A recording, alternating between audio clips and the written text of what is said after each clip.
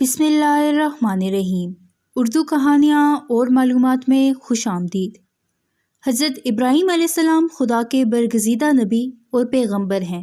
آپ علیہ السلام کو ابو الانبیاء اور خلیل اللہ بھی کہا جاتا ہے۔ اکثر انبیاء کرام آپ علیہ السلام کی اولاد ہیں۔ تورات اور انجیل میں بھی ان کے بارے میں مذکور ہے۔ تورات کی روح سے آپ 2200 سال قبل مسیح میں عراق کے قصبہ عر میں پیدا ہوئے۔ حضرت ابراہیم علیہ السلام کی ولادت نمرود کے زمانے میں ہوئی۔ آپ علیہ السلام کے والد عازر بت تراش اور بت فروش تھے، مگر حضرت ابراہیم علیہ السلام بت پرستی کے خلاف تھے۔ نمرود کو اس بات کی خبر ملی تو اپنے سامنے بلایا۔ آپ علیہ السلام نے اسے سجدہ نہ کیا، پوچھنے پر بتایا کہ میں اپنے پروردگار کے سوا کسی دوسرے کو سجدہ نہیں کرتا۔ نمرود نے پوچھا، تیرا پروردگار کون ہے؟ آپ علیہ السلام نے فرمایا، میرا خدا وہ ہے جو مردے کو جان بخشتا ہے اور زندوں کو بے جان کرتا ہے اور مشرق سے آفتاب نکالتا ہے۔ نمرود نے شیطان کے بہکاوے میں آ کر حضرت ابراہیم علیہ السلام کو قتل کرنے کا منصوبہ بنایا۔ اس مقصد کے تحت 160 گز لمبا، 40 گز چوڑا اور 120 گز اونچا ایک احاطہ بنوا کر اسے لکڑیوں سے بھر کر آگ لگا دی۔ پھر آپ علیہ السلام کو آگ کے الاؤ میں پھینکوا دیا، مگر اللہ تعالیٰ کے حکم سے آگ آپ علیہ السلام پر سلامتی والی بن گئی اور گل و گلزار میں تبدیل ہو گئی۔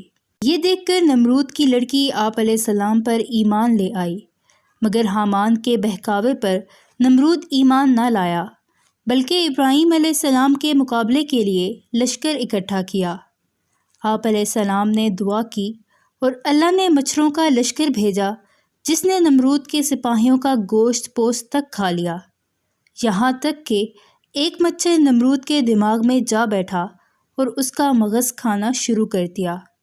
اس کی حرکت سے اسے تکلیف ہوتی، لیکن جب کوئی چیز سر پر مارتے تو آرام محسوس کرتا۔ وہ 40 برس تک اسی عذاب میں مبتلا رہا۔ حضرت ابراہیم علیہ السلام اپنی بیوی سارہ کے ہمراہ مصر پہنچے۔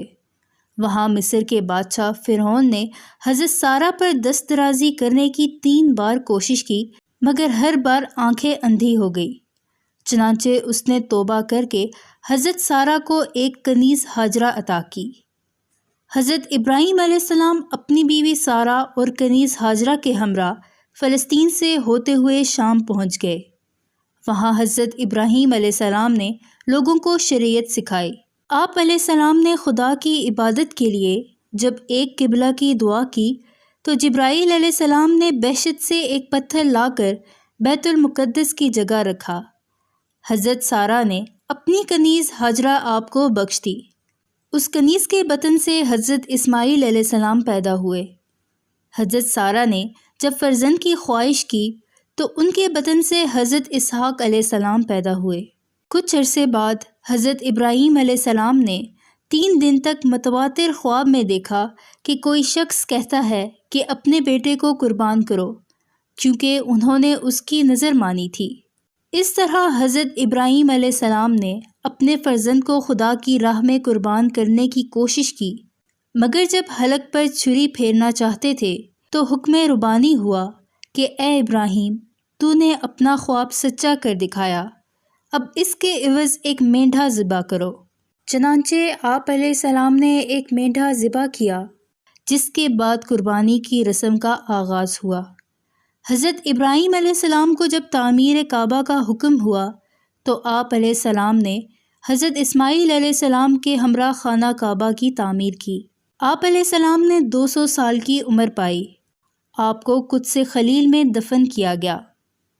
میں امید کرتی ہوں کہ آپ کو آج کی یہ ویڈیو پسند آئی ہوگی۔ مزید ویڈیوز دیکھنے کے لیے اردو کہانیاں اور معلومات کو سبسکرائب کر کے بیل نوٹیفیکیشن کو آن کر دیں تاکہ آنے والی چینل اپڈیٹ سے آگاہ رہیں۔